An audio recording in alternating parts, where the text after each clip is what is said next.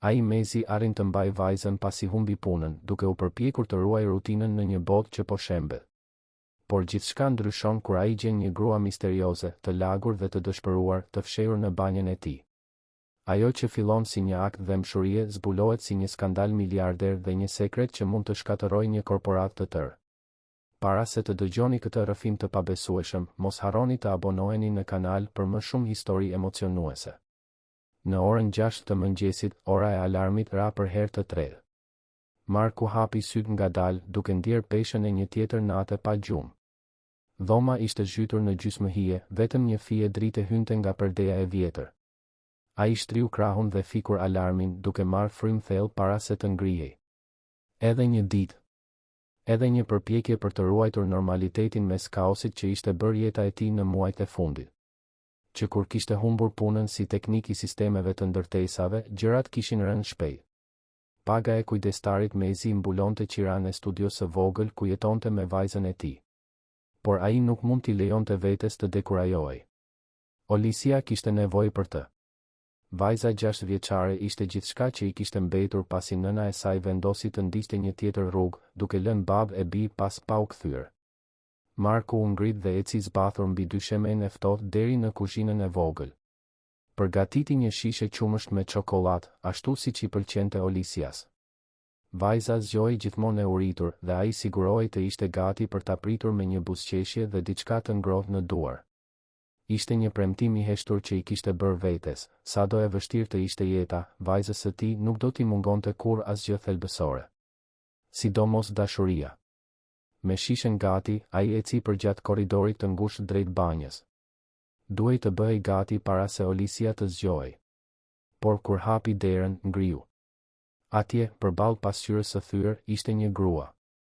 Krejtësisht e lagur, duke u dridhur nga kokat e këmbët, me flokët e ngjitur në fytyrë dhe syt e kuq nga lodhja ose të qarat. Ajo e shikoi me një përzierje dëshpërimi dhe lutjeje. Marku bëri një hap pas, duke rrezikuar të rrëzonte shishen. Zemra i rahu fort. Si kishte hyrë dikush në apartamentin e tij. Dera ishte e mbyllur. Edhe dritaret. Ai hapi gojën për të bërtitur, për të kërkuar shpjegime, por gruaja ngriti një dorë të dridhur, duke bërë një gjest të dëshpëruar që ai të heshte. Baba, zëri i përgjumur i Olisias jehoi nga dhoma. Markut i ngriu gjaku. Gruaja u tkur, me sytë zgurdulluar nga paniku. Të lutem, pëshpëriti ajo, me zë të ngjirur dhe të thyer. Të lutem, mos e lër të më shoh. Jo kështu. Të lutem. Kishte diçka në atë zë. Diçka që e preku Markun në një mënyrë të çuditshme, pothuajse të brendshme. Ai nuk dinte ta shpjegonte, por ndjeu se ajo grua nuk paraqiste rrezik. Jo për të. Jo për Olisian. Kishte frikë në të, por nuk ishte frika e atij që kishte ikur nga një vend i keq. Ishte frika e atij që po gjuhej. Qëndro këtu, murmuriti ai, duke mbyllur derën e banjës ngadalë. Mos bëj zhurmë. Ai u kthye në korridor dhe gjeti Olisian në këmbë, duke fërkuar syt me grushtat e mbyllur. Pijama e një brirëshit ishte e rrudhur, flokët e saj kafe formonin një fole të çrregullt rreth fytyrës së saj të rumbullakët. Mirëmëngjes, e dashur, Marku sforcoi një buzëqeshje, duke i dhënë shishen asaj. Shko në dhomën e ndenjes. Do të bëj mëngjesin tani. Vajza pranoi shishen dhe eci duke zvarritur këmbët, ende e përgjumur. Marku priti derisa e dëgjoi të ndiste televizorin para se të kthehej në banjë. Hapi derën ngadalë dhe gjeti gruan pikërisht aty ku e kishte lënë, të tkurrur pas murit, duke përqafuar gjunjët e saj. Kush je ti? Pyeti ai me zë të ulët, duke mbyllur derën pas vetes. Si hyre këtu? Gruaja ngriti fytyrën. Nga afër, Marku mund të shihte më mirë tiparet e saj. Ajo duhet të ishte rreth të 30-tave, ndoshta 40. Fytyra ishte e bukur, por e shënuar nga një lodhje e thellë. Kishte njolla të errëta nën sy, gërvishtje në krah dhe rrobat që kishte veshur, ndonse të lagura, dukeshin se kishin qenë të shtrenjta dikur. Quhem Elena, tha ajo, zëri ende i dobët. Dhe kam nevojë për ndihmë.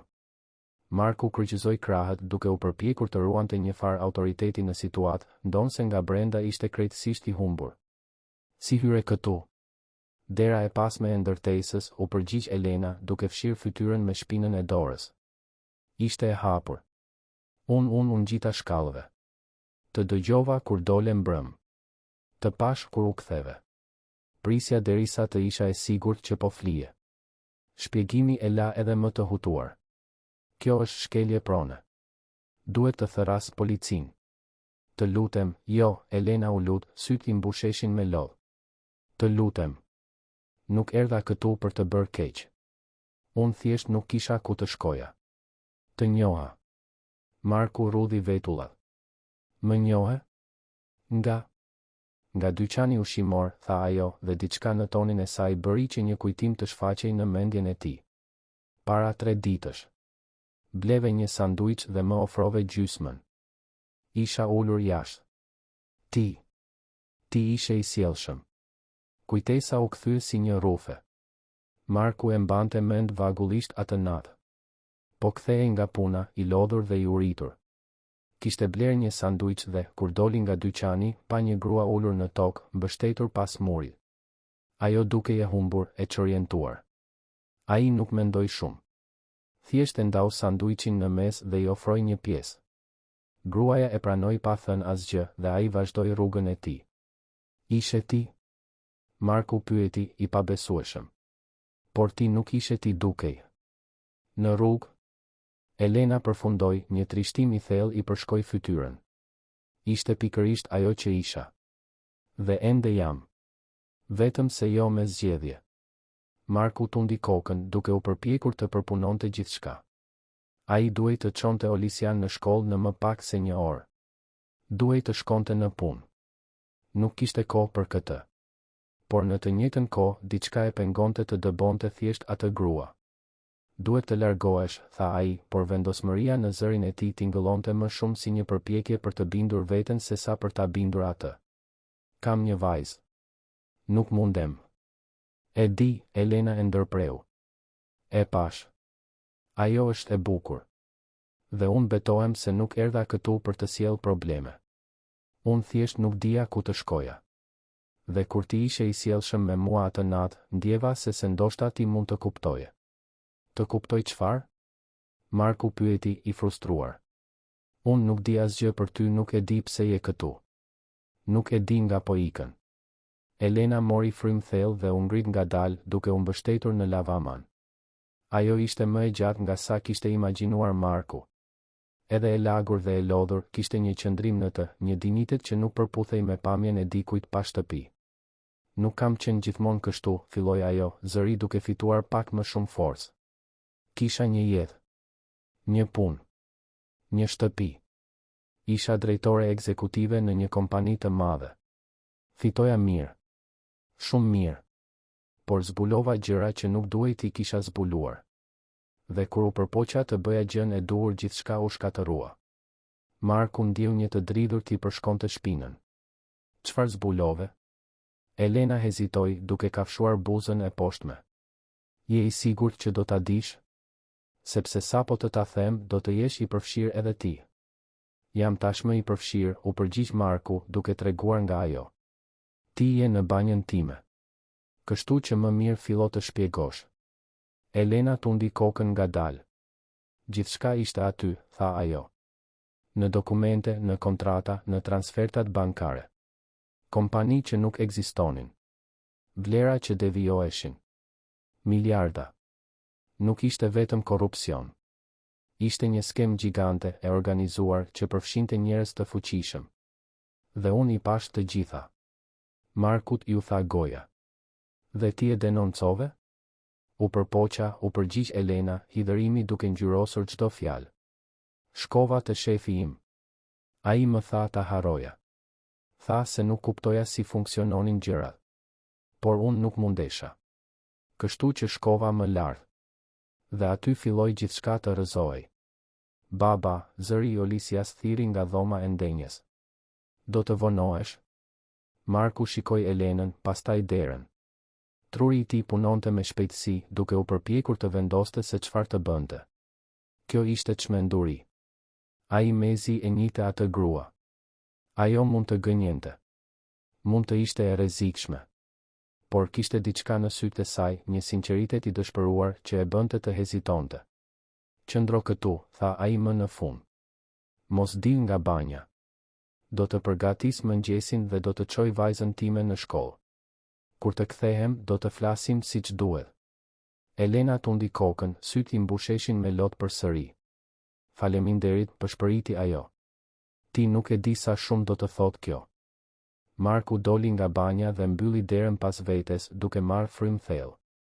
Apo bënte një gabim? Ndoshta. Por nuk mundej thjesht ta hidhte në rrugë. Jo pasi kishte parë dëshpërimin në sytë e saj. Në dhomën e ndenjes, Olisia ishte ulur në divan, e përqendruar në filmin vizatimor që po transmetohej në televizor. Marku përgatiti një kafe të shpejtë dhe tost me gjalp. E hëngri mekanikisht, pa I kushtuar vëmendje shijes. Mendja e tij ishte larg, duke u përpjekur të përpunonte gjithçka që Elena kishte thënë. Pasi hëngri, veshi Olisian dhe e çoi në shkollë, e cila ishte 2 bloqe larg. Gjatë rrugës, vajza babëliti për filmin vizatimor që po shikonte, por Marku mezi e dëgjonte. Ai tundi kokën, murmuriti përgjigje të paqarta, por koka e tij ishte diku tjetër. Kur u kthye në apartament, heshtja e priti. Për një moment mendoi se Elena ishte larguar. Por kur hapi derën e banjës, ajo ishte ende aty, ulur në dysheme me shpinën mbështetur pas murit. Ishte thar pak, por ende dridhej. Eja, Marku tha. Do të bëj një kafe të vërtetë. Dhe ti do të më tregosh gjithçka. Elena e ndoqi deri në kuzhinë. Marku përgatiti kafe të fortë dhe shërbeu 2 filxhan. Ata u ulën në tryezën e vogël, përballë njëri tjetrit. Për një moment të gjatë, vetëm pinë kafen në heshtje. Pastaj Elena filloi të fliste. Dhe Marku kuptoi se jeta e tij ishte gati të ndryshonte përgjithmonë. Elena mbajti filxhanin me të dyja duart, sikur kërkonte ngrohtësi në atë gjest të thjeshtë. Duart e saj ende dridheshin lehtë, por kishte një vendosmëri në rritje në sytë e saj. Marku priti në heshtje, duke I dhënë kohën e nevojshme për të organizuar mendimet. Kam punuar në korporatën Allianz, filloi Elena, zëri I ulët por I vendosur. Isha drejtore financiare. Kalova 15 vjet duke ndërtuar karrierën time atje. Mendova se e njihja kompaninë, se dija si funksiononin gjërat. Por gabova. Marku mori një glënjë kafe duke e vëzhguar me vëmendje. Vazhdo. Gjithçka filloi rreth 2 muaj më parë, vazhdoi Elena. Por I shikoja disa kontrata ndërkombëtare. Kontrata të mëdha, me vlera absurde. Në fillim, nuk pash asgjë të gabuar. Por pastaj fillova të vërej mospërputhje. Kompani që merrnin pagesa milionëshe por nuk kishin histori, pa seli fizike, pa punonjës të regjistruar. Ishin fantazma. Marku ndiu një nyje në stomak. Ti po thua se ishte pastrim parash? Ndër të tjera, konfirmoi Elena. Sa më shumë hetoja, aq më shumë gjeja. Kontrata të falsifikuara. Tender të mashtruar. Transferta në llogari jashtë vendit. Ishte një sistem I tërë, Marku. Miliarda devijoheshin çdo vit. Dhe më e keqja ishte se nuk ishte e fshehur. Ishte aty, në dokumentet zyrtare. Vetëm se askush nuk I kushtonte vëmendje. Ose të gjithë shtireshin sikur nuk shihnin. Dhe ti vendose të denoncosh, Marku tha, më shumë si pohim se sa pyetje. Elena tundi kokën, syt I humbën për një moment. Caktova një takim me mbikëqyrësin tim të drejt për drejt. Një burr që e respektoja, që më punësoj, që më promovoj. I mora të gjitha, fletët e bilancit, kontratat, faturat. Mendova se ai do të tronditej. Mendova se do të më ndihmonte t'i drejtoja ato tek autoritetet kompetente. Por nuk ndodhi kështu, Marku përfundoi, duke imagjinuar tashmë rrjedhën e historisë. Ai heshti për një kohë të gjatë, vazhdoi Elena, zëri I ngarkuar me hidhërim. Vetëm duke parë dokumentet, duke kthyer faqet ngadalë. Kur më në fund foli, tha se unë nuk e kuptoja kompleksitetin e biznesit. Se ato operacione ishin legjitime, vetëm të strukturuara ndryshe. Tha se unë po shija probleme ku nuk ekzistonin. Dhe pastaj më këshilloi ta harroja atë dhe të përqendrohesha në punën time. Por ti nuk e harrove, Marku tha. Si mundesha, u përgjigj Elena, frustrimi duke u ndjerë në zërin e saj. Ishin miliarda, Marku. Miliarda që duhej të investoheshin në infrastrukturë, në shëndetësi, në arsim. Dhe po shkonin në xhepat e një grushti njerëzish. Unë nuk mundesha thjesht të shtiresha si kur nuk dija. Atëherë çfarë bëre? Shkova më lart, u përgjigj Elena. Kërkova një takim me bordin drejtues. I mora të gjitha përsëri. Paraqita prova. Tregova shifrat. Thash se nëse ata nuk do të merrnin masa, unë do të shkoja tek autoritetet. Pati një heshtje të gjatë. Marku mund të shihte dhimbjen në fytyrën e Elenës, kujtimi i atij momenti ende i freskët si një plagë e hapur. Më pushuan nga puna menjëherë, tha ajo më në fund, zëri duke u thyer lehtë. Thanë se po kisha një krizë nervore. Se po delirja. Se kisha nevojë për ndihmë profesionale. Vendosën roje për të më shoqëruar jashtë ndërtesës. Ishte poshtëruese, Marku. 15 vjet për kushtim dhe më trajtuan sikur të isha e çmendur. Marku ndjeu një val zemërimi në emër të saj. Dhe ti shkove tek autoritetet gjithsesi. Po, konfirmoi Elena. Shkova në polici. Shkova në prokurori. Mora të gjitha provat që kisha ruajtur. Hapa një proces. Dhe aty filluan gjërat të bëheshin vërtet të këqija. Si kështu? Elena mori frym thellë. Së pari, mbyllën të gjitha llogaritë e mia bankare. Pretenduan se kisha devijuar para nga kompania. Ishte gënjeshtër, sigurisht, por ndërsa procesi vazhdonte, unë isha pa qasje në burimet e mia pastaj, filluan proceset penale kundër meje. Shpifje, thyerje, shkelje e privatësisë korporative. Procese absurde, por që më kushtuan pakun që kisha ende ruajtur. Po familja jote? Marku pyeti. Miqt e tu? Elena bëri një buzëqeshje të hidhur. Nuk kam familje. Prindërit e mi kanë vdekur vite më parë. Jam fëmijë i vetëm. Sa për miq zbulova se ishin më shumë kolegë pune se sa miq të vërtetë. Kur kisha nevojë për ta, të gjithë u zhdukën. Disa më bllokuan. Të tjerët thjesht ndaluan të përgjigjen telefonatave të mia. Marku ndjeu gjoksin t'i shtrëngoi. Ai e njihte atë vetmi, atë ndjenjë të qenit krejtësisht vetëm në bollë. Kishte përjetuar diçka të ngjashme kur gruaja e tij u largua. Po procesi që hapa, pyeti ai. Çfarë ndodhi me të? U arkivua, u përgjigj Elena, hidhërimi i dukshëm. Thanë se nuk kishte prova të mjaftueshme. Se fjala ime kundër asaj të një kompanie të themeluar nuk ishte e mjaftueshme.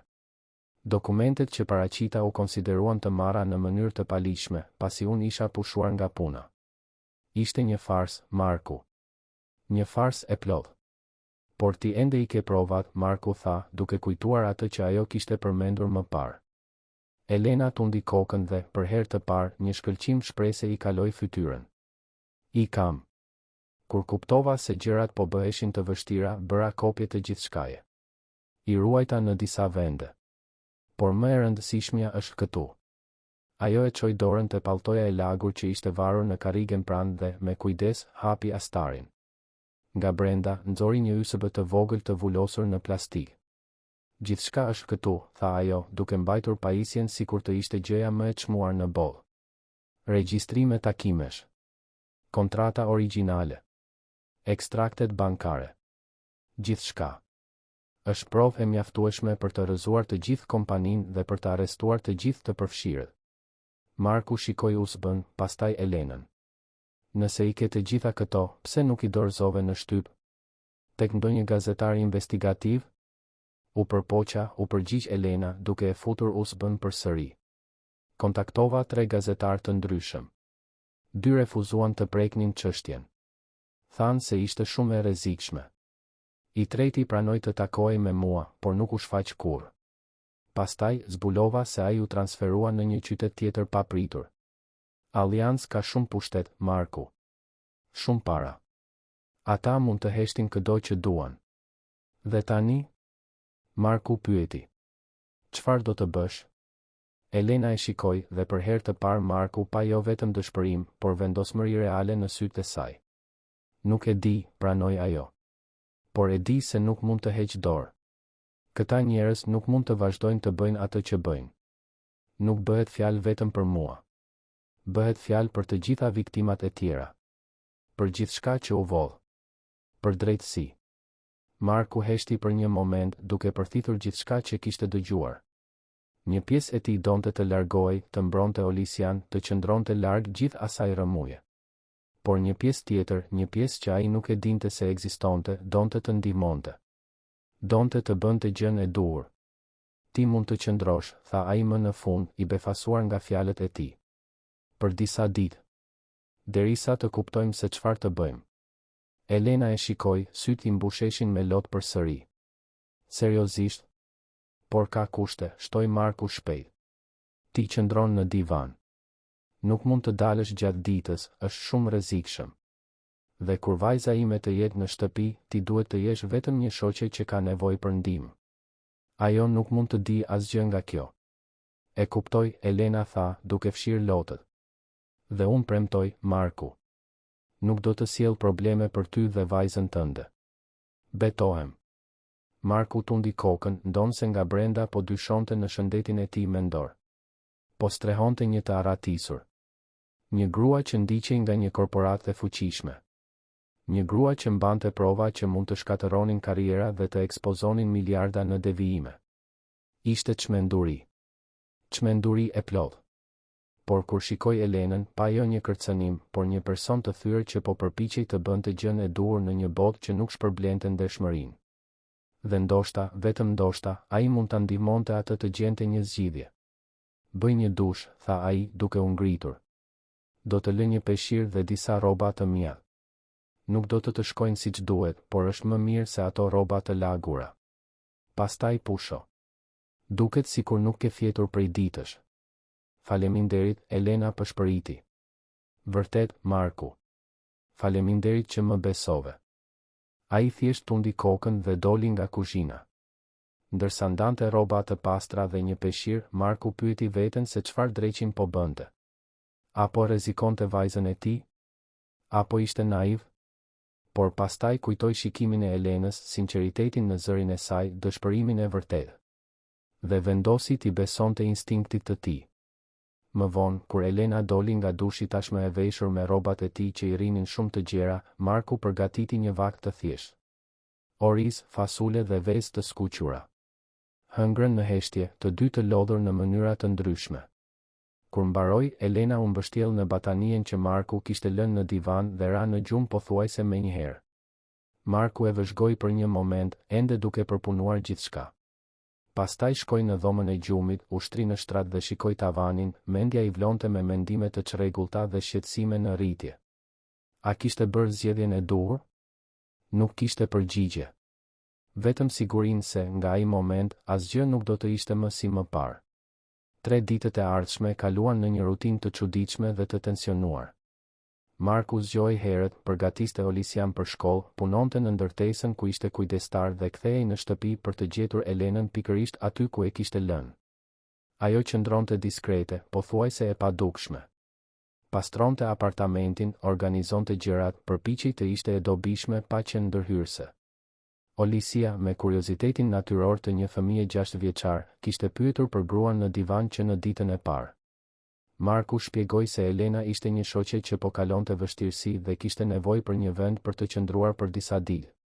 Vajza e pranoi shpjegimin pa pyetur, siç bëjnë zakonisht fëmijët. Në fakt, Olisia dukej se i pëlqente prania e Elenës.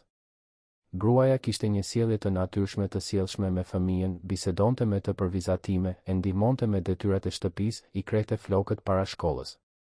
Kishte një butësi në ato ndërveprime që prekte Markun në një mënyrë të papritur.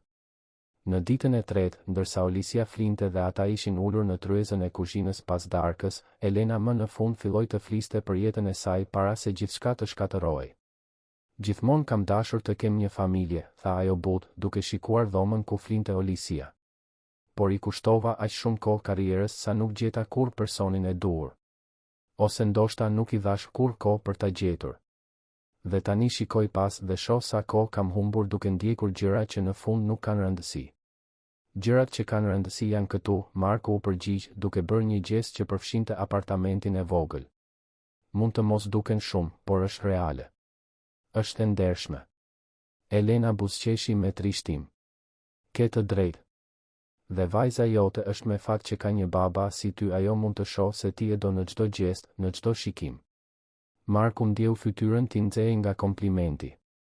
Bëj ç'mundem. Nuk është gjithmonë e mjaftueshme, por është më shumë se e mjaftueshme, Elena e ndërpreu. Më beso. Kam punuar me drejtues që fitonin miliona dhe mezi njihnin emrin e fëmijëve të tyre. Ti mund të mos kesh shumë para, por ke atë që ka vërtet rëndësi. Biseda u ndërprej nga një zhurmë në korridorin e ndërtesës. Hapa të rëndë që ngjiteshin shkallëve. Marku nuk do t'i kishte dhënë rëndësi nëse nuk do të ishte për mënyrën si Elena u ngurtësua, fytyra e saj u zbe menjëherë. Çfarë ndodhi? Pyeti ai, i alarmuar. Hapat, pëshpëriti ajo. U ndalën në katin ton. Marku u ngrit ngadalë, zemra filloi t'i rrahte më shpejt. Eci deri te dera dhe shikoi nga vrima e derës. Në korridor ishte një burr që ai nuk e kishte parë kurrë më parë. I gjatë, i veshur me një kostum gri të shtrenjtë, me flokë të krejur në mënyrë perfekte. Burri qëndronte përballë derës së apartamentit fqinj, duke shikuar anash sikur po kontrollonte diçka. Ti e njeh atë? Marku i pëshpëriti Elenës, e cila u afrua me kujdes. Ajo shikoi shpejt dhe u tërhoq sikur të kishte marrë një goditje. Është Viktor, pëshpëriti ajo, zëri duke i dridhur. Ai punon për Allianz. Siguri korporative. Marku, ata më gjetën. Paniku në zërin e saj bëri që Marku t'i ngrije gjaku. Ai u kthye për të shikuar nga vrima e derës dhe pa burrin të trokiste në derën e fqinjit. Zonja Rosa, gruaja e moshuar që jetonte vetëm, hapi. Burri tregoi diçka, ndoshta një dokument identifikimi, dhe filloi të fliste me të. Ai po pyet për ty, Marku pëshpëriti. Ai po kontrollon apartament pas apartamenti. Duhet të largohem nga këtu, tha Elena, frymëmarrja e saj u përshpejtua. Duhet të largohem para se të vij këtu. Nuk mund të rrezikoj ty dhe Olisian. Marku e shikoi atë, pastaj dhomën ku flinte vajza e tij, pastaj burrin në korridor. Instinkti i tij ishte të pajtohej, të dëbonte Elenën, të mbronte Olisian me çdo kusht. Por pastaj mendoi se sa e sjellshme kishte qenë Elena me vajzën e tij, se si ajo kishte provuar të bënte gjën e duhur dhe kishte humbur gjithçka për shkak të kësaj. Mendoi se si do të ishte t'u dorëzonte atyre njerëzve që e ndiqnin. Jo, tha ai, duke befasuar veten. Ti qëndron. Por duhet të fshihesh. Marku, unë nuk mundem. Mundesh, ai e ndërpreu, duke menduar shpejt. Dollapi i murit në dhomën time. Është i madh. Ti futesh aty. Shko, shpejt. Dhe mos bëj asnjë zhurmë. Elena hezitoi vetëm për një sekond para se të vraponte në dhomë. Marku e dëgjoi të hapte dollapin dhe të futej brenda. Ai mori frym thellë, duke u përpjekur të qetësonte nervat. Pastaj u kthye në dhomën e ndenjes dhe ndezur televizorin, duke u shtirur sikur po shikonte ndonjë program. Kur trokitja në derë erdhi disa minuta më vonë, Marku priti një moment para se të përgjigjej, duke u përpjekur të dukej natyral. Hapi derën dhe gjeti burrin me kostum gri duke buzëqeshur me mirësjellje. Mirëmbrëma, tha burri, zëri i sjellshëm por i ftohtë. Emri im është Viktor. Punoj për korporatën Allianz. A mund t'ju vjedh disa minuta nga koha juaj? Sigurisht, Marku u përgjigj duke e mbajtur zërin të vendosur. Si mund t'ju ndihmoj? Viktori shikoi mbi shpatullën e Markut, duke u përpjekur të shihte brenda apartamentit. Ne po kërkojmë një person. Një grua. Ajo mund të jetë në rrezik dhe duhet ta gjejmë për sigurinë e saj. Ai zgjati një telefon celular duke treguar një foto. Ishte Elena, por në rrethana shumë të ndryshme. Flokë të rregulluar, makijazh i përsosur, duke buzëqeshur në një event korporativ. Dukej si një person tjetër. E njihni këtë grua? Pyeti Viktor, sytë e tij fiksuar në fytyrën e Markut. Ajo mund të ketë kaluar në këtë zonë në ditët e fundit. Marku studioi foton për një moment, pastaj tundi kokën. Jo, nuk e kam parë kurrë. Kush është ajo? Një ish punonjëse që është e hutuar, u përgjigj Viktor duke e futur telefonin. Ajo është e sëmurë dhe ka nevojë për trajtim mjekësor. Familja është shumë e shqetësuar. E kuptoj, Marku tha, duke ndjerë zemërimin të rritej brenda tij. Ishte e gjitha gënjeshtër, ai e dinte. Por do të jem i vëmendshëm. Nëse shoh dikë të tillë, kë duhet të therras? Viktori nxori një kartë nga xhepi dhe ia dha. Mund të më telefononi direkt mua. Në çdo orë të ditës ose të natës. Ne po ofrojmë një shpërblim të bujar për informacione që çojnë tek ajo. Sa? Marku pyeti, duke u përpjekur të dukej i interesuar. 50.000, u përgjigj Viktor, duke vëzhguar reagimin e Markut. Në para. Pa pyetje. Ishte një shumë absurde. Më shumë se sa fitonte Marku në vite pune. Ai u shtir sikur mendoi për një moment, pastaj tundi kokën. Do t'i mbaj syt hapur. Nëse shoh diçka, do të kontaktoj. Faleminderit, Viktor tha, por syt e tij kishin një ftohtësi që kundërshtonte tonin e sjellshëm. Dhe një gjë, zotëri. Marku, ai përfundoi. Marku Sallen. Zotëri Marku, Viktor vazhdoi. Nëse rastësisht e keni parë këtë grua dhe nuk po na tregoni, dijeni se kjo do të ishte një gabim serioz. Allianz nuk i pëlqejnë pengesat. Dhe ne kemi burime për të zbuluar të vërtetën. Gjithmonë. Ishte një kërcënim i fshehur, por i qartë. Marku sforcoi një buzëqeshje. E kuptoj plotësisht. Por siç thash, nuk e kam parë kurrë këtë grua. Viktori e studioi për një moment tjetër, pastaj tundi kokën. Kalofshi një natë të mirë, zotëri Marku. Marku mbylli derën dhe qëndroi në vend, zemra i rrite fort. Prishti derisa dëgjoi hapat të largoheshin përgjatë korridorit para se të lëshonte frymën që kishte mbajtur. Duart i dridheshin lehtë. Ai eci deri në dhomë dhe hapi dollapin. Elena ishte të kurrur mes rrobave, fytyra e zbetë dhe sytë e zgurdulluar. Ai u largua, Marku përshpëriti. Ti je e sigurt? Për momentin. Elena doli nga dollapi me vështirësi, këmbët i dridheshin. Marku, më vjen shumë keq. Nuk doja të ta sillja këtë. Duhej të isha larguar më parë. Tani është tepër vonë, Marku u përgjigj, jo me zemërim, por me vendosmëri. Ai ishte tashmë këtu. Nëse ti zhdukesh tani, ai do të dyshoj. Dhe do të kthehet. Atëherë çfarë bëjmë? Pyeti Elena, zëri i ngarkuar me dëshpërim. Marku mendoi për një moment, duke shikuar kartën që Viktori i kishte dhënë. Duhet të jemi më të zgjuar se ata. Na duhet një plan. Çfarë lloj plani? Marku e shikoi, një ide duke filluar të formohej në mendjen e tij. Një ide e rrezikshme, ndoshta e çmendur, por që mund të funksiononte. Nëse ata duan të gjejnë, atëherë duhet të sigurohemi që kur të gjejnë, të jetë sipas kushteve tona. Jo sipas tyre. Elena e shikoi, duke u përpjekur të kuptonte se çfarë donte të thoshte. Marku nuk i kishte të gjitha përgjigjet ende, por një gjë ishte e qartë, nuk mundeshin më thjesht të fshiheshin dhe të prisnin që gjithçka të kalonte. Duhej të vepronin. Dhe duhej të vepronin shpejt para se të ishte tepër vonë. Atë natë, Marku mezi mundi të flinte. Qëndroi shtrirë në shtrat duke shikuar tavanin, duke menduar për të gjitha mënyrat se si mund të shkonte keq. Por gjithashtu mendoi për Elenën, për guximin që ajo kishte pasur për të denoncuar korrupsionin edhe pse I dinte rreziqet. Mendoi për Olisian dhe për llojin e botës në të cilën donte që ajo të rritej. Një botë ku të bëje gjën e duhur nuk I kushtonte gjithçka. Kur më në fundra në gjumë, ishte tashmë agim. Dhe ëndrat e tij u mbushën me figurat e errëta që e ndiqnin përgjatë korridoreve të pafundme. Në mëngjesin tjetër, Marku u zgjua me një plan të gjysmëformuar në kokë. Ndërsa përgatiste mëngjesin dhe rregullonte Olisian për shkollë, truri I tij punonte me shpejtësi, duke lidhur pika, duke menduar për mundësi. Elena ishte zgjuar në divan, e zbeth dhe me radhë të thellë nën sy.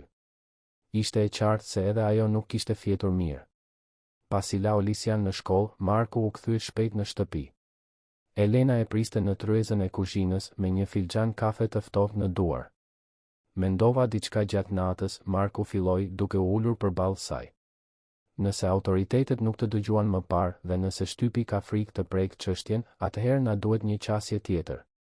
Çfarë lloj qasjeje? Pyeti Elena, një shkëndijë shprehse duke u shfaqur në sytë e saj të lodhur. Marku mori frymë thellë. Interneti. Rrjetet sociale.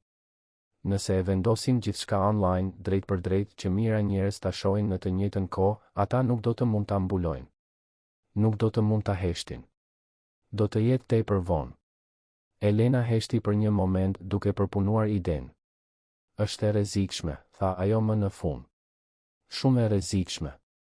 Ata do të dinë menjëherë nga vjen transmetimi. Do të na gjurmojnë. Prandaj nuk mund të jetë nga këtu, Marku shpjegoi. Dhe nuk mund të jetë nga telefoni im apo yt. Duhet të jetë nga një vend publik, me internet të hapur, ku ata mund të na gjurmojnë, por nuk mund të na arrijnë në kohë. Një kafe internet, Elena tha, duke kuptuar. Por gjithsesi, Marku, kjo na vë në rrezik real. Viktor nuk do të pranoj thjesht. Ai do të vijë pas nesh. E di, pranoj Marku. Por edhe të fshihemi nuk është e qëndrueshme. Herët avon, ata do të gjejnë. Të paktën kështu, nëse arrijmë të bëjmë transmetimin, provat do të jenë në dispozicion për të gjithë. Edhe nëse na ndodh diçka, e vërteta do të jetë jashtë. Policia, pyeti Elena, shqetësimi i dukshëm në zërin e saj. Ti nuk mund ta vësh në rrezik për shkakun tim. Do t'i kërkoj të qëndroj me zonjën Roza, fqinjen, Marku u përgjigj. Do t'i them se kam një angazhim urgjent. Ajo ka qëndruar atje disa herë më parë. Do të jetë e sigurt. Elena kafshoi buzën, qartësisht e ndarë. Nuk e di, Marku. Kjo është shumë kërkesë nga ty, ti ke bërë tashmë aq shumë. Është gjëja e duhur për të bërë, Marku e ndërpreu me vendosmëri. Dhe unë duhet ta bëj këtë. Jo vetëm për ty, për mua gjithashtu. Për Olisian. Për të gjithë njerëzit që u dëmtuan nga kjo skem. Dikush duhet të marrë një qëndrim. Sytë e Elenës u mbushën me lodh. Pse po e bën këtë? Ti mezi më nje. Pse të rrezikosh gjithçka? Marku mendoi për pyetjen. Mendoi për jetën e tij, për vitet e fundit të vështirësive dhe luftërave. Mendoi se si sistemi kishte dështuar edhe me të, në mënyra të ndryshme, por po aq të dhimbshme. Mendoi për Olisian dhe botën që donte të ndërtonte për të.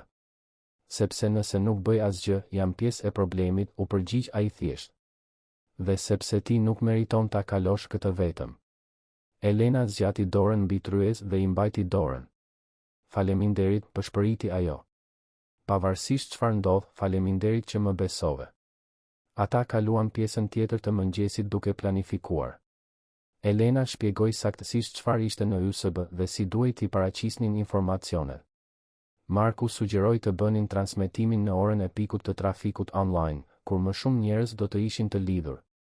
Vendosën që do të ishte ditën tjetër, pasdite, duke u dhënë kohë të përgatiteshin siç duhet.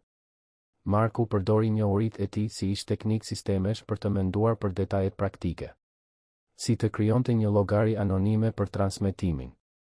Si të siguronte që videoja do të ruhej automatikisht edhe nëse do të ndërpriteshin.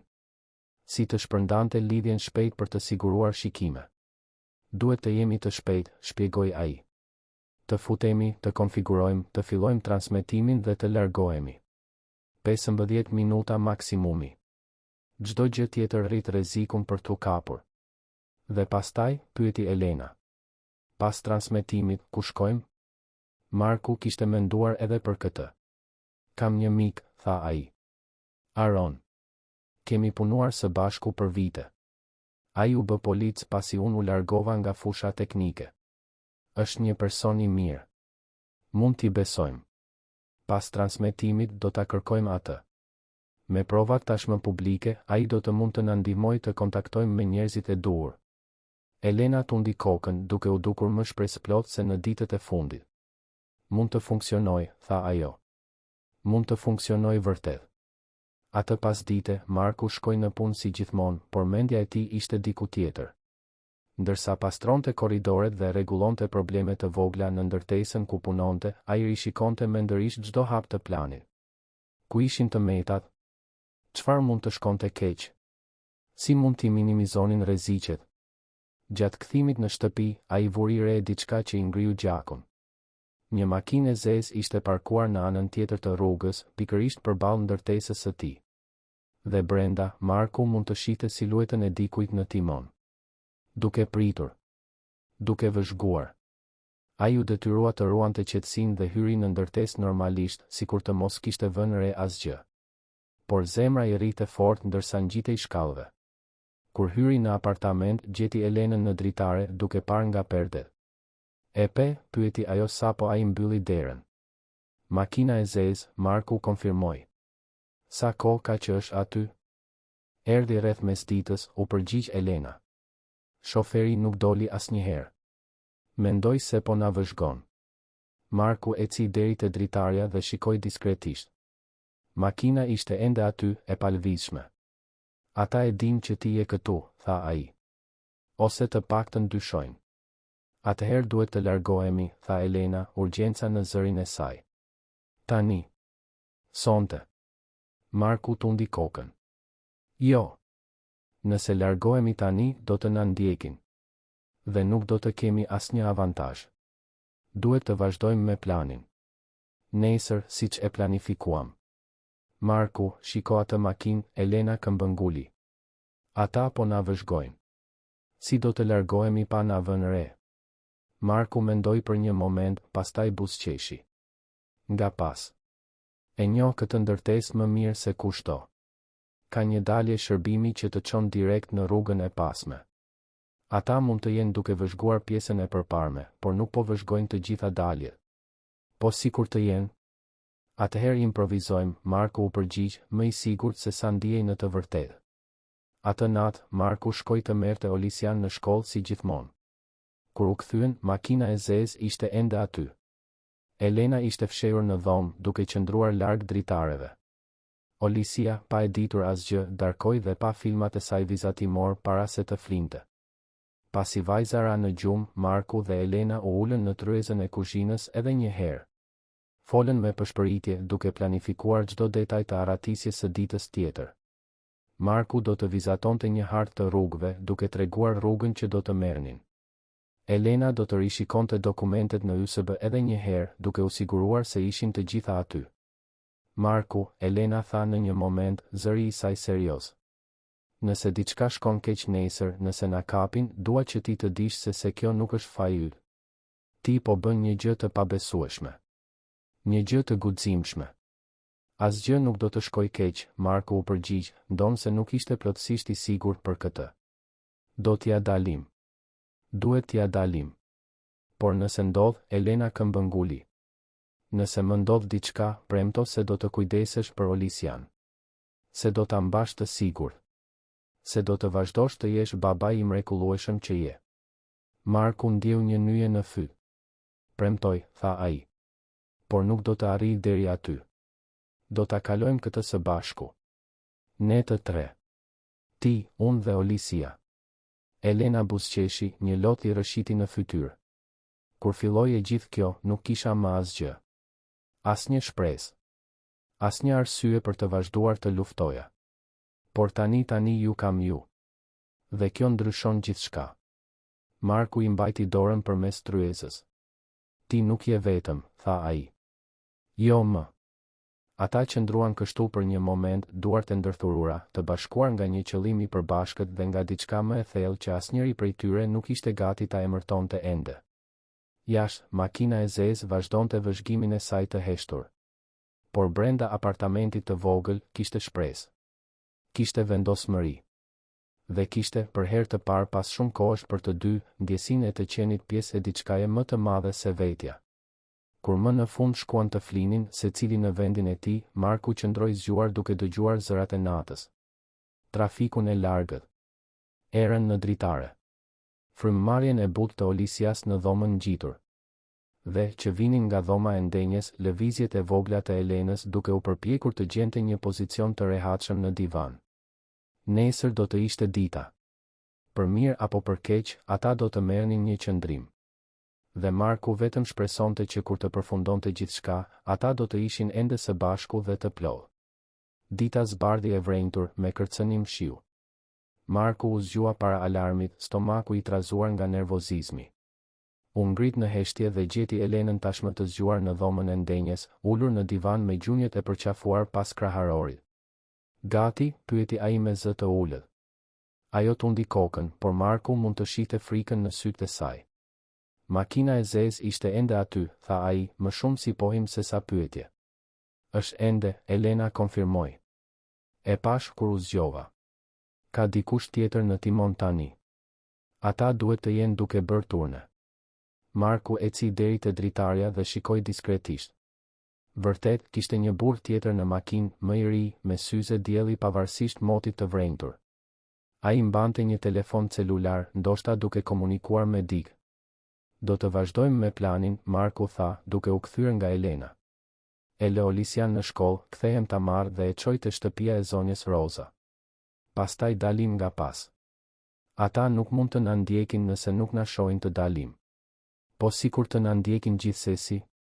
Marku preku xhepin ku kishte futur kartën që Viktori I kishte dhënë. I telefonova numrit mbrëm nga një telefon publik, tha ai.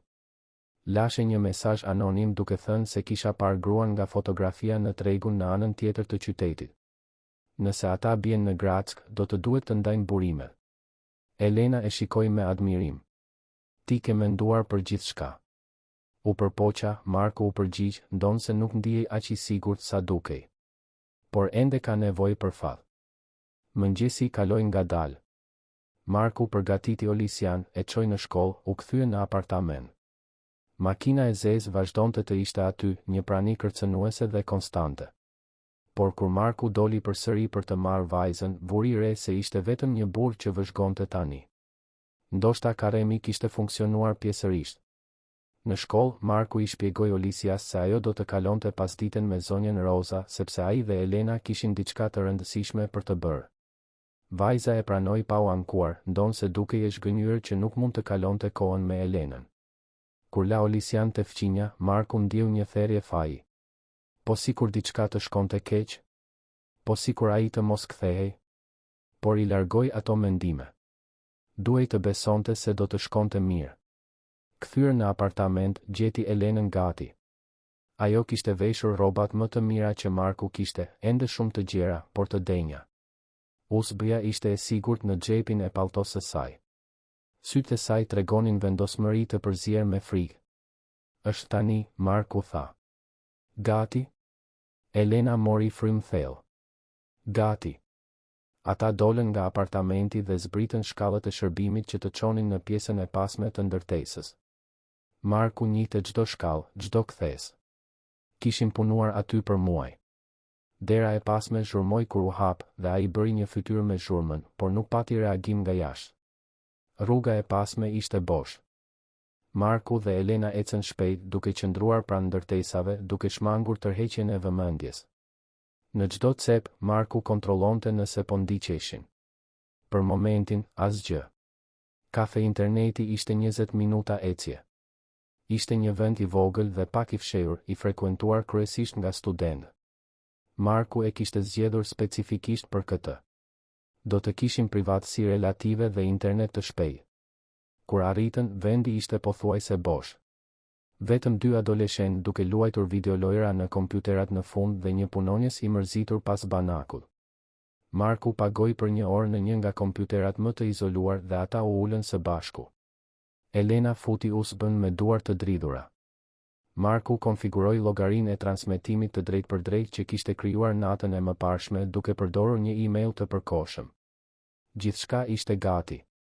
Mungonte vetëm të shtypte butonin e fillimit. Je I sigurt për këtë? Pyeti Elena për herë të fundit. Po, Marku u përgjigj, ndonë se zemra I rrite fort. Le të vazhdojmë. Elena shtypi butonin. Transmetimi filloi. Dhe nuk kishte më kthim pas. Quhem Elena, ajo filloi, zëri fillimisht I dobët por duke fituar forcë. Dhe duhet të tregoj një histori. Një histori për korrupsionin, për miliarda të devijuara, për njerëz të fuqishëm që mendojnë se janë mbi ligjin. Kjo është historia ime. Dhe këto janë provat. Ajo filloi të ndante ekranin duke treguar dokumentet. Kontrata të falsifikuara. Transferta të dyshimta. Kompani fantazma. Regjistrime audio të bisedave komprometuese.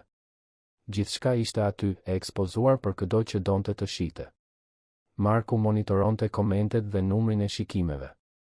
Filloi ngadalë, por pastaj dikush duhet të ketë shpërndar lidhjen sepse numrat shpërthyen. 10 persona. 100. 1000. 5000. Videoja po bëhej virale.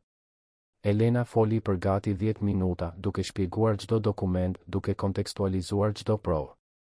Zëri I saj ishte I qartë, I vendosur. Ajo nuk ishte më gruaja e thyrë që Marku kishte gjetur në banjën e tij.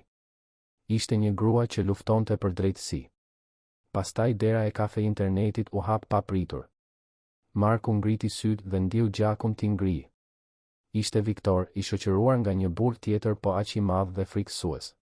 Sytë e tyre gjetën Markun dhe Elenën menjëherë.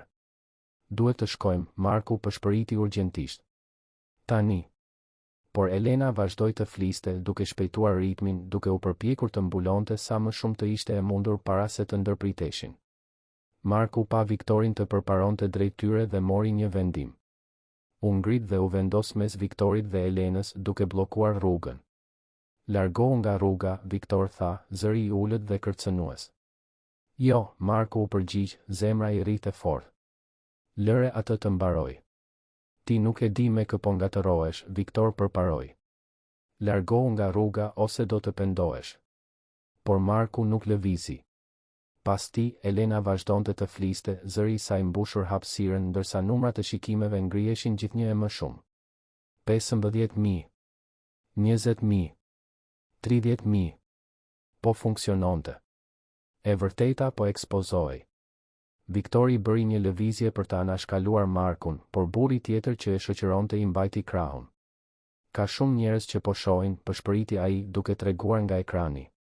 Nëse bëjmë diçka këtu, tani do të përkeqësohet gjithçka. Viktori hezitoi, qartësisht i ndarë mes ndalimit të tyre dhe shmangjes së krijimit të një skene edhe më të madhe. Dhe ishte në këtë moment hezitimi që Elena tha fjalët e fundit. Këto prova janë tashmë publike. Janë ruajtur automatikisht në platforma të shumta. Nuk mund të fshihen më. Nuk mund të fshihen më. E vërteta është ekspozuar. Dhe tani u takon autoriteteve dhe shoqërisë të veprojnë. Quhem Elena. Dhe nuk do të fshihem më. Ajo ndërpreu transmetimin dhe nxori USB-n nga kompjuteri. Marku, eja, tha ajo, duke u ngritur. Ata vrapuan drejt derës së pasme të lokalit. Viktori u përpoq t'i ndiqte, por punonjësi i kafe internetit, i cili kishte parë gjithçka, u vendos në rrugë. Hej, nuk mund të largohesh pa paguar. Ishte shpërqendrimi që u duhej. Marku dhe Elena ikën nga dera e pasme dhe u gjendën në një rrugicë të ngushtë. Vrapuan pa shikuar pas, duke kthyer kthesa, duke prerë rrugë, duke përdorur të gjitha njohuritë e Markut për rrugët e asaj zone. Më në fund, të gulquar dhe me këmbë që u dridheshin, u ndalën në një rrugicë mes dy ndërtesave banimi. Marku shikoi për të parë nëse po ndiqeshin. Për momentin, asgjë. Ja dolëm, Elena tha mes frymëmarrjeve të rënda, një buzëqeshje e pabesueshme në fytyrën e saj. Marku, ja dolëm. Ende jo, Marku u përgjigj, ndonë se ndiu një val lehtësimi dhe euforie. Duhet të gjejmë Aron. Tani. Ata dolën nga rrugica dhe ecën shpejt drejt stacionit të policisë ku punonte Aron. Marku i telefonoi mikut të tij nga një telefon publik, duke shpjeguar shpejt situatën. Aron tha se do t'i takonte në një kafene diskrete pranë stacionit të policisë. Kur arritën në vend, Aron ishte tashmë duke pritur. Ishte një burr i fortë, rreth të 40-tave, me flokë të thinjur në temtha dhe shikim të vëmendshëm. Ai përqafoi Markun fort. Burr, në çfarë dreqin je futur? Aron pyeti, duke shikuar nga Marku te Elena. Është një histori e gjatë, Marku u përgjigj. Dhe kemi nevojë për ndihmë. Ndihmë serioze. Ata u ulën në një tavolinë në fund të kafenes dhe, për herë të parë, Marku dhe Elena treguan historinë e plotë. Aron dëgjonte në heshtje, fytyra e tij bëhej gjithnjë e më serioze ndërsa detajet dilnin në dritë. Kur mbaruan, Aron qëndroi i qetë për një moment të gjallë. Kjo është e madhe, tha ai më në fund. Shumë e madhe. Do të prek njerëz të fuqishëm. E di, Elena tha. Prandaj kam nevojë për mbrojtje. Jo vetëm për mua, por për Markun dhe vajzën e tij. Ata nuk kanë asgjë të bëjnë me këtë fillimisht, por tani janë të përfshirë. Aron tundi kokën. Njo dik. Një agjente federale që merret me korrupsionin korporativ. Ajo është serioze, kompetente.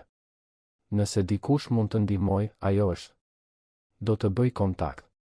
Ai mori telefonin dhe formoi numrin. Folën me zë të ulët për disa minuta, pastaj e mbylli. Ajo dëshiron të na takoj.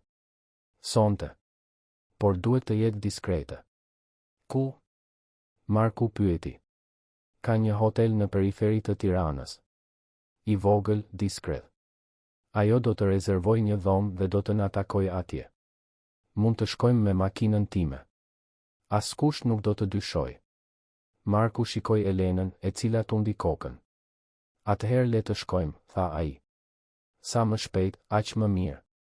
Por së pari, Aron shtoi, ti duhet të marrësh vajzën tënde. Dhe të sigurohesh që ajo të jetë e sigurt derisa të mbarojë kjo. Marku pranoi. I telefonoi zonjës Roza dhe i shpjegoi se Olisia do të duhej të qëndronte më gjatë me të. Fqinja, gjithmonë e sjellshme, pranoi pa probleme. Marku premtoi ta merrte sa më shpejt të ishte e mundur dhe e falenderoi thellësisht. Ndërsa po ngisnin drejt hotelit në periferi të Tiranës, Marku shikoi nga dritarja. Qielli ishte errësuar dhe më në fund filloi të binte shi. Ai mendoi për gjithçka që kishte ndodhur në ditët e fundit. Si kishte ndryshuar jeta e tij plotësisht. Si një vendim i thjesht për të ndihmuar një të huaj kishte çuar në gjithë këtë.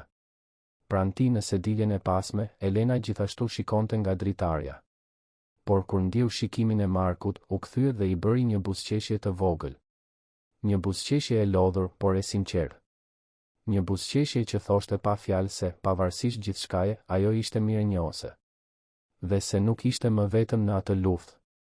Hoteli ishte pikërisht siç e kishte përshkruar Aron, i vogël, diskret dhe në dukje anonim.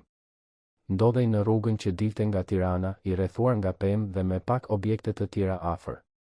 Lloji i vendit ku njerëzit nuk bëjnë pyetje. Aron parkoi makinën në pjesën e pasme dhe ata hynë nga dera anësore. Holli ishte bosh përveç recepcionistes, e cila mezi ngriti syt nga revista e saj. U ngjitën në dhomën në katin e dytë që Aron kishte përmendur. Dera ishte gjysmë e hapur. Brenda, një grua ishte ulur në një nga karriget pranë dritares. Ajo duhej të ishte rreth të 50-tave, me flokë të shkurtër të thinjur, sy depërtues dhe një qëndrim që transmetonte autoritet të menjëhershëm. Kishte veshur rroba të rastësishme por të cilësisë së mirë dhe, kur u ngrit për t'i përshëndetur, Marku vuri re armën diskrete të kapur në brezin e saj.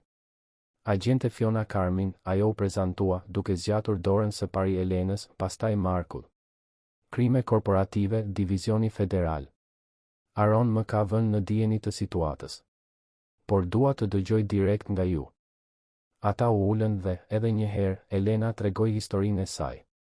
Por këtë herë kishte më shumë detaje, më shumë kontekst. Ajo foli për karrierën e saj në Allianz, për shenjat që filloi të vërente, për hetimin e saj personal. Foli për takimin me mbikëqyrësin, përpjekjen për të shkuar te bordi, pushimin e papritur dhe poshtërues nga puna. Pastaj erdhën hakmarrjet. Llogaritë e bllokuara. Proceset e rreme. Persekutimi. Kërcënimet e fshehura që u bën gjithnjë e më të drejtpërdrejta. Si humbi gjithçka dhe e gjeti veten duke jetuar në rrugë, duke ikur nga hijet, pa vend për të shkuar. Dhe pastaj, tha ajo, duke shikuar Markun me butësi, gjova dik që ende besonte se të bëjë gjën e duhur kishte rëndësi. Dik që rrezikoi gjithçka për të më ndihmuar. Dhe së bashku, vendosëm se ishte koha të ndalonim së ikuri dhe të fillonim të luftonim. Fiona dëgjonte në heshtje, duke marrë her pas here shënime në një blok të vogël. Kur Elena mbaroi, agjentja qëndroi e qetë për një moment të gjatë, duke organizuar mendimet e saj. A mund t'i shoh provat? Pyeti ajo më në fund. Elena hezitoi vetëm për një sekond para se të nxirrte USB-n nga xhepi. Ishte pasuria më e çmuar që posedonte, e vetmja gjë që e mbante mes saj dhe shkatërimit të plotë. Por diçka në sytë e Fionës transmetonte besim. Ajo i dorëzoi pajisjen. Fiona futi USB-n në laptopin e saj dhe filloi të ekzaminonte skedarët. Sytë e saj lëviznin shpejt në ekran, duke përthithur informacione, duke bërë lidhje. Her pas here, ajo ndalonte për të ekzaminuar një dokument më nga afër ose për të riprodhuar një pjesë audio. Kaluan gati 30 minuta para se ajo të fliste përsëri. Kjo është Ar, tha ajo më në fund, duke hequr USB-n dhe duke ia kthyer Elenës. Ky është pikërisht lloji i provave të pakundërshtueshme që na duhen. Kontrata, regjistrime, transaksione financiare. Gjithçka e dokumentuar, e datuar, e verifikueshme. Atëherë, a mund të bësh diçka? Pyeti Elena, shpresa e dukshme në zërin e saj. Mundem dhe do ta bëj, u përgjigj Fiona. Allianz është e madhe, ka burime, ka avokat. Por me këto prova, ata nuk kanë mbrojtje. Do ta çoj këtë tek eprorët e mi me njëherë. Ata duhet të jenë tashmë në dijen të transmetimit që keni bërë sot. Gjysma e vendit e pa. Presioni publik do të detyrojë një veprim të shpejtë. Po mbrojtja? Marku pyeti. Elena po persekutohet. Ka burra të rrezikshëm që e kërkojnë atë. Do të siguroj mbrojtje të menjëhershme policore, tha Fiona. Për ju të dy. Dhe për vajzën tuaj gjithashtu, shtoi ajo, duke shikuar Markun. Derisa kjo situatë të zgjidhet dhe të gjithë të përfshirët të jenë në paraburgim, ju do të jeni nën vëzhgim. Për sa kohë, pyeti Elena. Ditë, ndoshta javë, u përgjigj Fiona sinqerisht. Varet nga sa shpejt arrijmë të ndërtojmë çështjen dhe të bëjmë arrestimet. Por mund të premtoj se do ta bëjmë këtë të ndodhë. Me këto prova dhe me vëmendjen publike që po merr çështja, nuk ka asnjë mënyrë për ta fshirë këtë nën qilim. Marku ndjeu një peshë të madhe të largohej nga shpatullat e tij. Për herë të parë pas ditësh, ndjeu se ndoshta vërtet do të dilnin nga kjo situatë të paprekur. Ka një gjë që duhet ta di, tha Fiona, duke shikuar direkt Elenën. A je e përgatitur të dëshmosh? Në gjykat, në mbetim, ndoshta duke u marrë në pyetje nga avokat agresiv që përpiqen të diskreditojnë? Po, Elena u përgjigj pa hezitim. E kam kaluar gjithë këtë. Humba gjithçka. Po thuaj se humba veten. Nuk do të heq dorë tani. Do të shkoj deri në fund. Fiona tundi kokën duke u dukur e kënaqur. Atëherë le ta bëjmë këtë të ndodhë. Ju do të qëndroni këtu sonte. Do të vendos 2 agent në derë. Nesër në mëngjes do të shkojmë në një vend më të sigurt ndërsa ndërtojmë çështjen. Dhe Marku, ajo u kthye nga ai, do të dërgoj dik të marr vajzën tënde dhe ta sjell edhe atë këtu. Ajo do të jetë e sigurt me ju. Marku falenderoi, i lehtësuar. Ideja e të pasurit Olisian pranë përsëri, e të qenit në gjendje ta mbronte personalisht, ishte ngushëlluese. Aron u ngrit. Do ta marr vajzën personalisht, ofroi ai. E njoh rrugën dhe di si të jem diskret. Ajo do të ndihet më e qetë duke parë një fytyrë të njohur.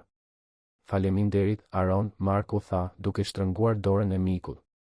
Për gjithçka. Aron buzëqeshi. Kështu bëjnë miq, shoku.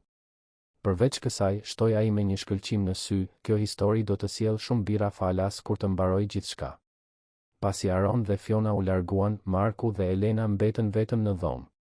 Tensioni i ditëve të fundit dukej se më në fund filloi të shpërndahej, zëvendësuar nga një lodhje e thellë.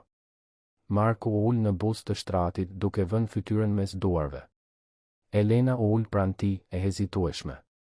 Je mirë? Pyeti ajo butë. Vetëm po përpunoj gjithçka, Marku u përgjigj duke ngritur kokën. Ishte shumë gjëra në shumë pak kohë. E di, Elena tha. Dhe më vjen keq që e solla këtë në jetën tënde. Ti nuk meritove të tërhiqeshe në këtë rrëmuj. Marku u kthye për ta shikuar. Mos kërko falje, tha ai. Unë bëra zgjedhjet e mia dhe nuk pendohem për asnjë prej tyre. Edhe me gjithë rrezikun?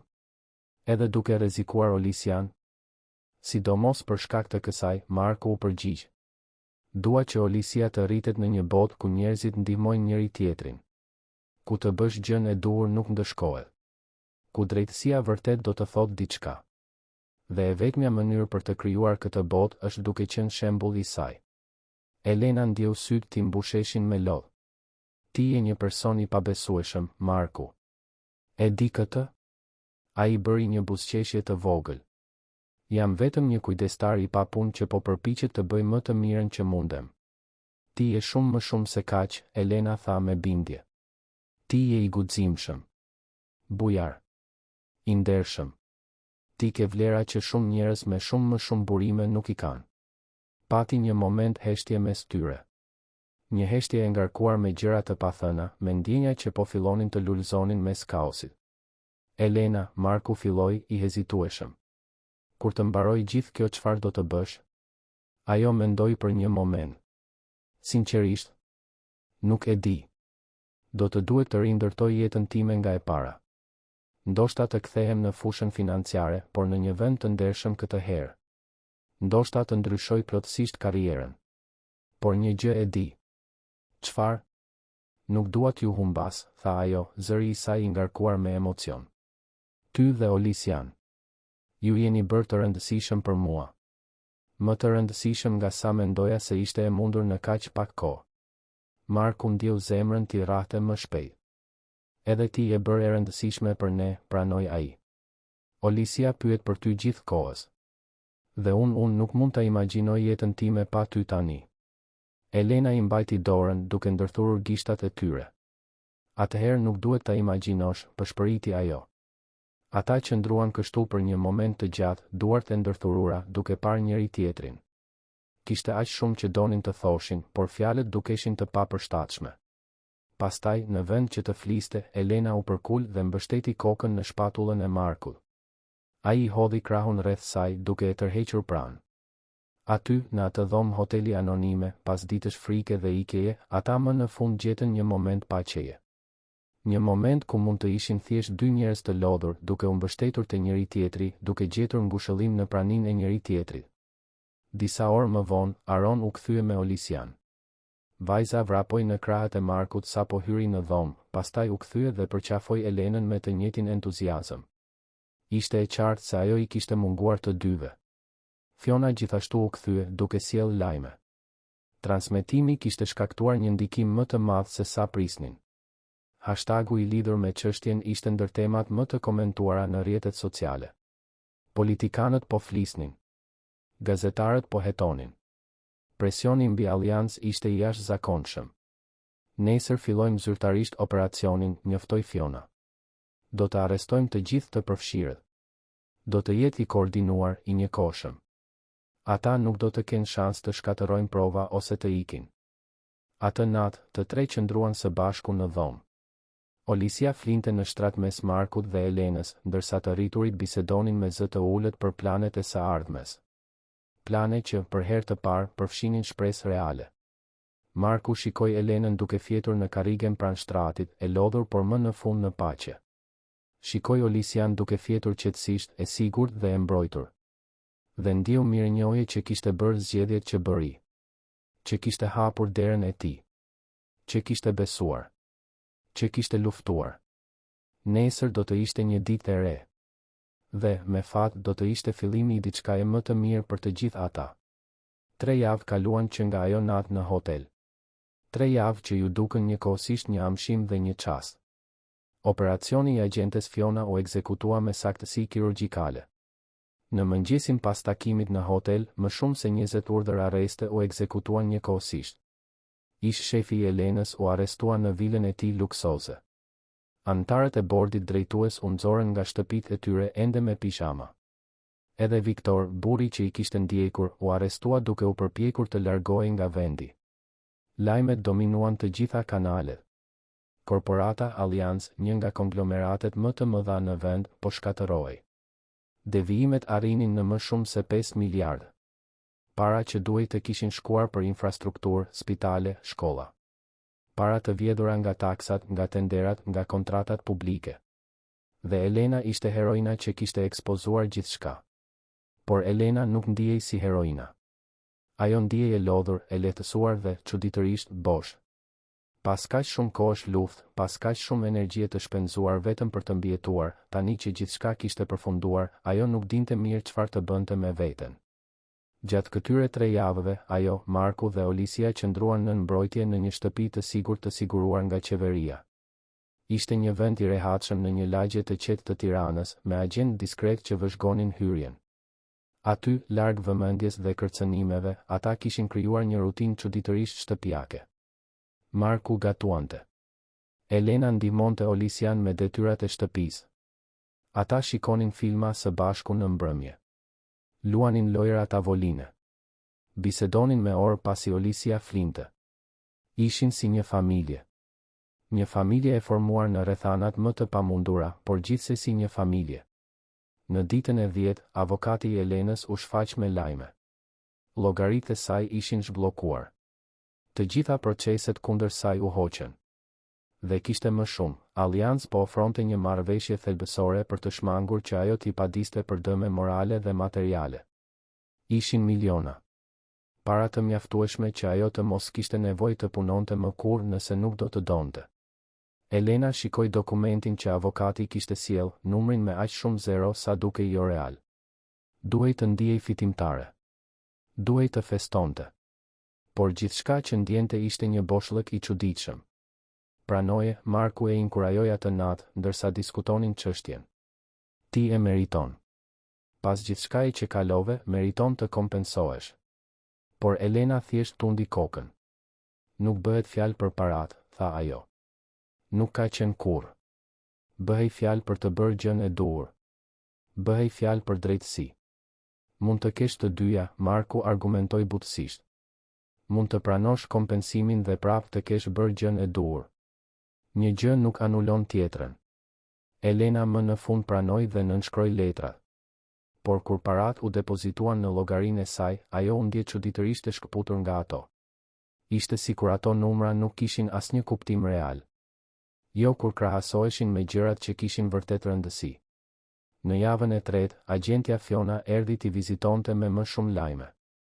Të akuzuarit kryesor kishin pranuar marrëveshje dëshmie. Procesi do të ishte i gjatë, por dënimi ishte i sigurt. Elena ndoshta do të duhej të dëshmonte në disa raste, por më e keqja kishte kaluar. Ata ishin të lirë të ktheheshin në jetët e tyre. Jeta e tyre. Elena reflektoi mbi këtë frazë. Çfarë jete kishte ajo për t'u kthyer? Apartamenti i saj ishte shitur për të paguar borxhet muaj më parë. Sendet e saj ishin humbur ose hedhur.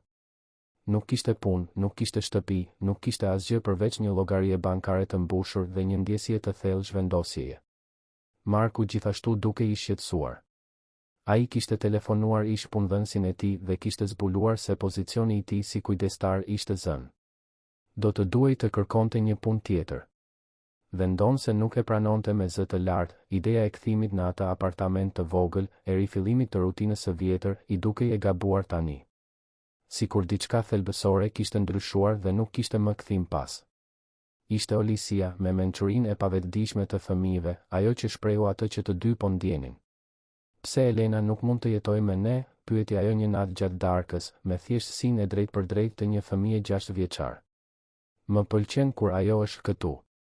Shtëpia bëhet më e mirë. Marku dhe Elena shkëmbyen shikime. Olisia kishte verbalizuar pikërisht atë që të dy kishin menduar, por kishin frikë ta thoshin. Të rriturit janë të ndërlikuar, e dashur, Marku u përpoq të shpjegonte. Elena ka jetën e saj. Ajo. Në fakt, Elena e ndërpreu butësisht, nuk kam. Jo më. Dhe nëse jam e sinqert, nuk e di nëse dua ta kem.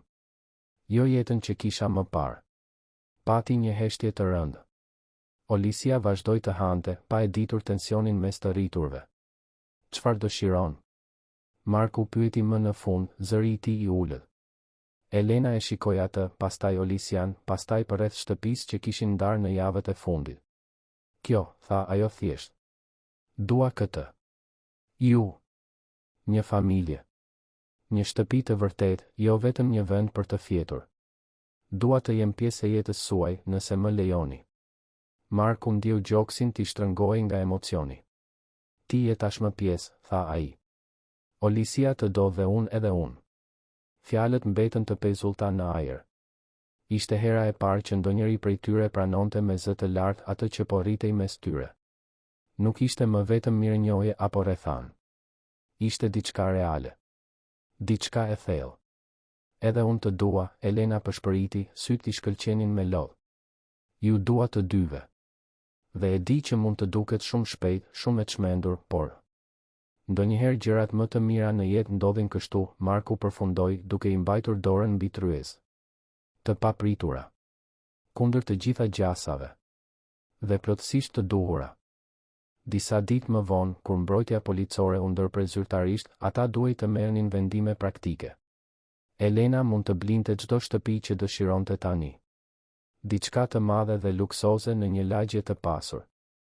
Marku mund të kthehej në apartamentin e tij të vogël dhe të përpiqej të rindërtonte jetën e tij vetëm.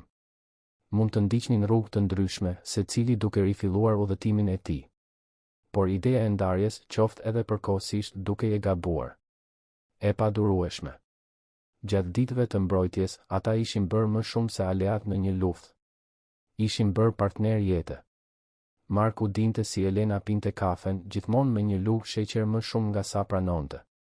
Elena e dinte se Marku këndonte në dush kur ishte i lumtur dhe heshte kur diçka e shqetësonte.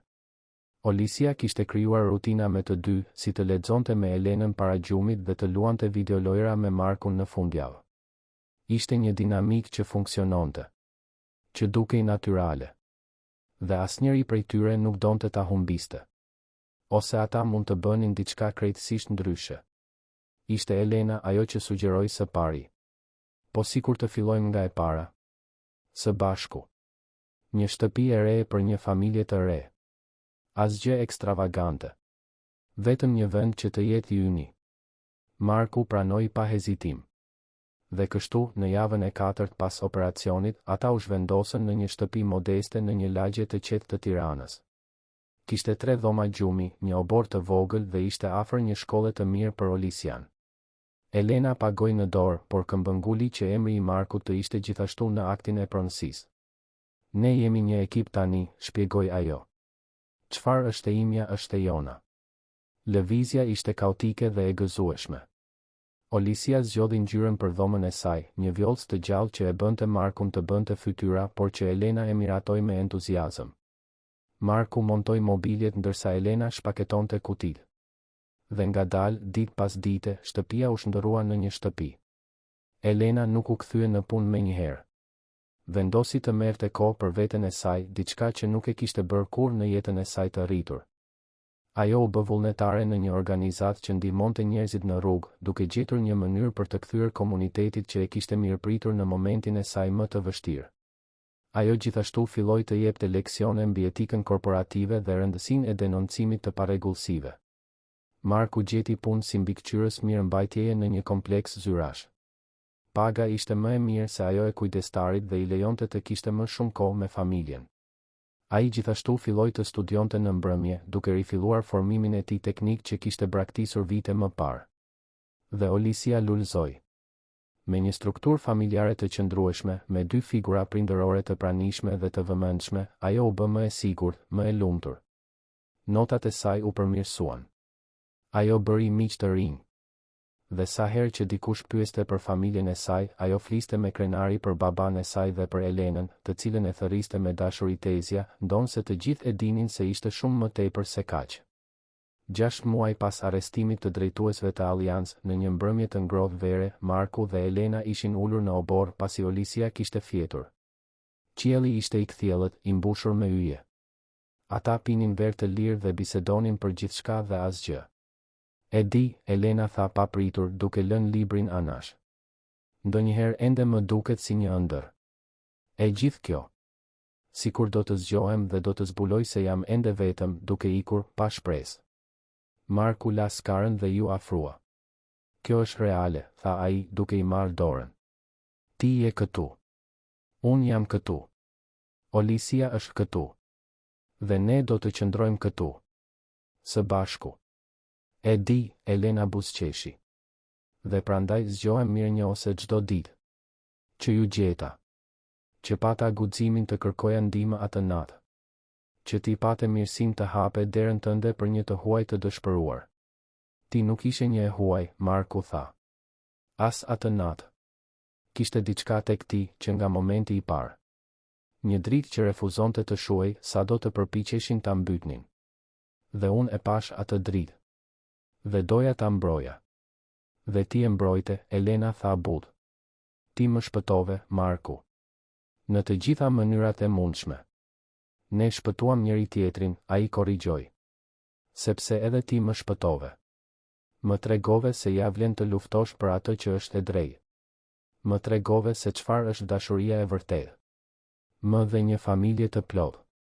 Olisia zgjodhi këtë moment për të vrapuar drejt tyre, duke u hedhur në prerë të Markut. Baba, kur bëhet gati ushqimi? Po vdes nga uria. Të rriturit qeshën. Tani, e dashur. Edhe disa minuta. Olisia zbriti nga preri dhe vrapoi përsëri drejt kukullave të saj, duke kënduar një këngë që kishte mësuar në shkollë. Marku dhe Elena e vëzhguan për një moment, të dy duke menduar se sa me fat ishin. Atë natë, kur Olisia më në fund fjeti pas shumë rezistence, Marku dhe Elena u ulën në divanin e dhomës së ndenjes.